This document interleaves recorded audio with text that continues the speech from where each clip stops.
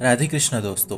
यदि आपके मन में वासना आती है और आपने किसी से भी ऐसा संबंध रखा है, किसी क्रिया से, किसी व्यक्ति से, तो मन आपको वही ले जाके खड़ा कर देगा। इस मन को अपने से सहारा मत दो, ये तड़पेगा, फिर आपके अधीन हो जाएगा। पर यदि वासना आने पे आपने किसी क्रिया या किसी व्यक्ति का आश्रय लिया हो तो मन वही जाएगा। अर्थात जब काम वासना आपके हृदय में आती है तब उसको शांत करने के लिए आप दो चीजें करते हो। पहला, कोई क्रिया यानी हस्तमैथुन, और दूसरा, किसी व्यक्ति के साथ संबंध। इसलिए ये दो चीजें आपके मन को पता है, इसलिए वासना आने पे आपका मन इन्हीं दो चीजों पे आपको ले जाएगा। पर यदि आपने वासना आने पे आप दोनों का भी आश्रय ना ले तो वो वासना भीतर ही ऊपर उठेगी और अपने आप शांत हो जाएगी। इसलिए अपनी वासना वाले मन को किसी का आश्रय मत दो। बिना आश्रय के उठेगा और अपने आप शांत हो जाएगा। फिर धीरे धीरे धीरे वो शांत ही रहने लगेगा और एक दिन खत्म हो जाएगा। हम क्या करते हैं, वासना उत्पन्न हुई तो कोई क्रिया या व्यक्ति का आश्रय लेते हैं जिससे मन आपको काबू में कर लेता है। इसलिए स्वयं मन शांत हो जाएगा वासना में।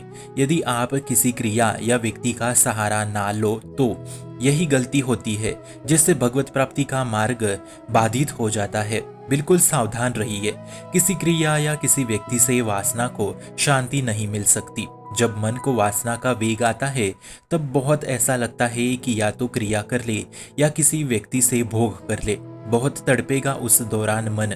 तो इसी दौरान यदि आप भजन कर ले तो वो अपने आप शांत हो जाएगा। मित्रों, वासना हमें धीरे धीरे नष्ट कर रही है पर हम जान ही नहीं पा रहे हैं। मन के दो कार्य है, एक है विषय का अवलंबन और एक है विषयों का चिंतन। इसलिए ये किसी ना किसी विषय का सहारा ढूंढने लगता है। आप देख लेना, हमारे भ्रष्ट होने का कारण हमारा सहारा है। हमने मन को सहारा दे रखा है कि वासना आई तो या तो क्रिया करो या व्यक्ति से भोग कर लो। पर यदि उस मन से ये दो सहारे छीन लिए गए तो वो अपने आप तड़प के शांत हो जाएंगे। इससे आप कुछ ही दिनों में निर्विकार हो जाओगे। इसलिए वासना पे विजय प्राप्त करने के लिए इन दो चीजों का त्याग कर दो। जब वासना आई तो ना हस्तमैथुन करना है और ना ही किसी व्यक्ति के साथ संबंध बनाना है। यदि आप ऐसा करते हो तो आपकी विजय निश्चित है। बहुत ही सूक्ष्मता की बात है।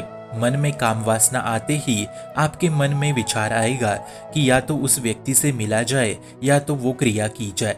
तो तत्काल हमें उन विचारों को मिटाना है। तत्काल चिंतन बदलो, नाम कीर्तन करो, नाम जप रटने लगो।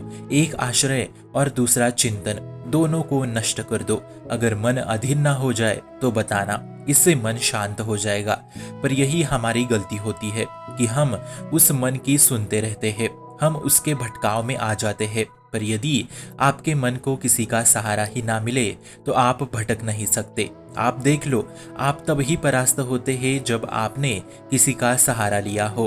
आप स्वयं देख लो, काम वासना आई तो हस्तमैथुन या व्यक्ति के साथ संबंध, इनका आपको सहारा है और इसलिए ये दो चीजें आपको परास्त कर रही है। इसलिए इन्हीं दो चीजों को काटना है आपको।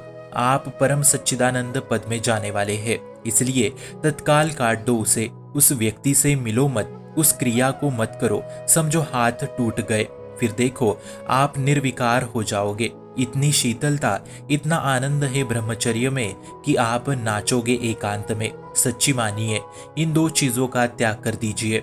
उसके लिए उस समय चिंतन, नाम जप, कीर्तन करे। ये भी ना हो तो सीधा मोबाइल में सत्संग चलाओ।